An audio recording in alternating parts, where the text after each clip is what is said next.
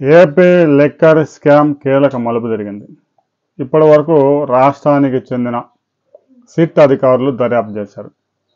అయితే ఇటీవల కాలంలో దర్యాప్తు ప్రారంభించిన తర్వాత విదేశాలకు పెద్ద ఎత్తున కోట్లాది రూపాయలు తరలించినట్లుగా ఆధారాలు లభ్యం కావడంతో సమాచారాన్ని ఈడీకి కూడా అందించారు. ఈ తతంగం అంతా ఒక 2 నెలల ముందు నుంచి జరుగుతూ ఉంది. ఈడీ అధికారులు సమాచారం మొత్తం సేకరించారు.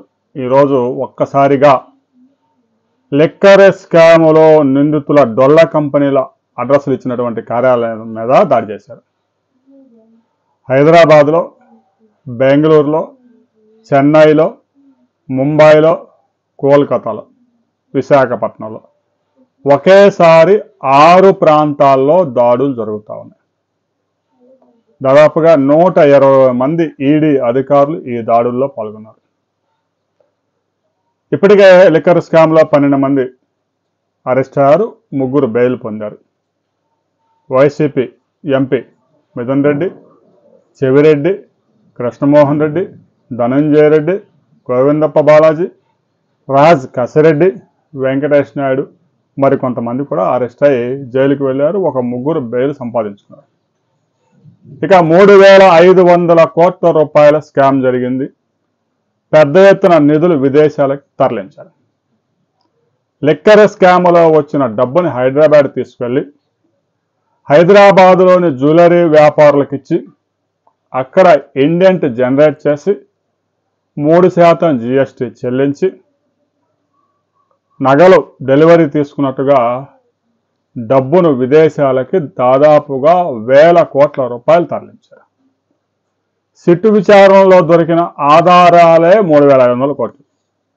ఈ కుంభకోణం మొత్తం దాదాపుగా 16,000 కోట్ల రూపాయలు పైగానే ఉంటుంది.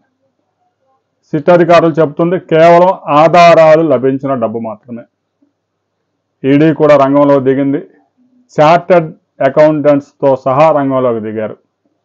ఆయా డొల్ల కంపెనీలకి ఎవరెవరు డైరెక్టర్లుగా ఉన్నారు, ఎవరు చైర్మన్గా ఉన్నారు, ఆ సంస్థలకి చార్టర్డ్ అకౌంటెంట్ ఎవరు, ఆడిటర్ ఎవరు అనే వివరాలన్నీ సేకరించి వారితో సంప్రదింపులు జరుపుతూ ఉన్నారు.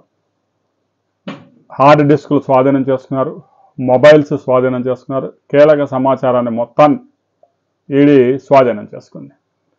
ఈ దాడులు మరో 48 గంటలు కొనసాగే అవకాశం ఉంది.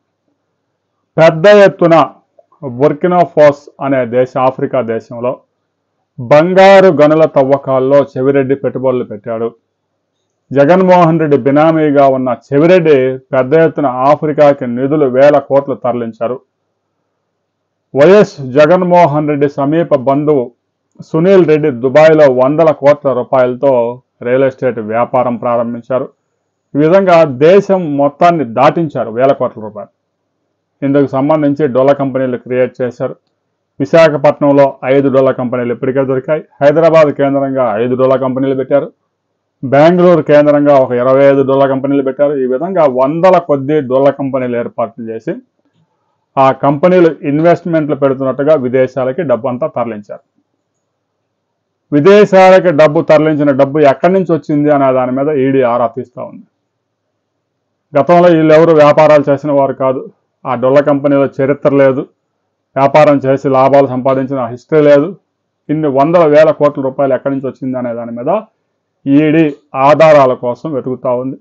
ఇప్పటికే చాలా ఆధారాలు సేకరించింది. హార్డ్ డిస్కులు స్వాధీనం చేసుకున్నారు. రాబోయే కొద్ది రోజుల్లోనే ఈడీ తాడేపల్లి ప్యాలెస్ను కూడా చుట్టుముట్టబోతా ఉంది. బెంగళూరు యలహంక ప్యాలెస్, జగన్మోహన్ రెడ్డి ప్యాలెస్ని సెర్చ్ చేయబోతా ఉంది. హైదరాబాద్లోని లోటస్ పాండ్ సమీపంలో జగన్మోహన్ రెడ్డి ఇంట్లో కూడా ఈడీ దాడులు చేయబోతాం. దీంతో వైసీపీ నేతల్లో కంగారు మొదలైంది. జగన్మోహన్ రెడ్డి అయితే వాళ్ళ అసెంబ్లీకి కూడా రాలేదు. ఈడీ దాడుల విషయం తెలుసుకున్న జగన్మోహన్ రెడ్డి కేంద్ర బీజేపీ పెద్దలతో టచ్లోకి వెళ్ళినట్టుగా తెలుస్తూ ఉంది. ఈడీ దాడులు మరో 48 గంటలు కూడా కొనసాగే అవకాశం ఉంది. ఆ తర్వాత కొద్ది రోజుల్లోనే ఒక కీలక వ్యక్తి అరెస్ట్ కాబోతా ఉన్నారు అనే సమాచారం స్పష్టంగా అందుతా ఉంది. దాదాపుగా ఈ కేసులో అందరినీ అరెస్ట్ చేశారు, బిగ్ బాస్ని తప్ప. ఆ బిగ్ బాస్ అరెస్ట్ అసెంబ్లీ సమావేశాలు జరుగుతూ ఉండగానే జరిగే అవకాశం స్పష్టంగా కనిపిస్తుంది. ఈడీ అధికారులు అయితే మీడియాకి ఎలాంటి ప్రెస్ మీట్లు కానీ ఏం పెట్టరు, సమాచారం కూడా ఇవ్వరు. ఈడీ అధికారులు దాడులు జరుపుతున్న విషయం మాత్రమే మీడియాకు తెలిసింది. ఈడీ అధికారులు వారికి కావలసిన సమాచారాన్ని ఎప్పటికప్పుడు విజయవాడలోని ఏసీబీ ఎస్ఐటి కార్యాలయానికి ఫోన్లు చేసి ఎప్పటికప్పటికే సమాచారం తీసుకుంటూ ఉన్నారు. ఆ సమాచారం మాత్రమే మీడియాకు అందుతుంది. ఈ కేసులో కీలక వ్యక్తిని బిగ్ బాస్ని ఎప్పుడు అరెస్ట్ చేయబోతా ఉన్నారు అనే వివరాలతో మరో వీడియోలో మనం కలుసుకుందాం.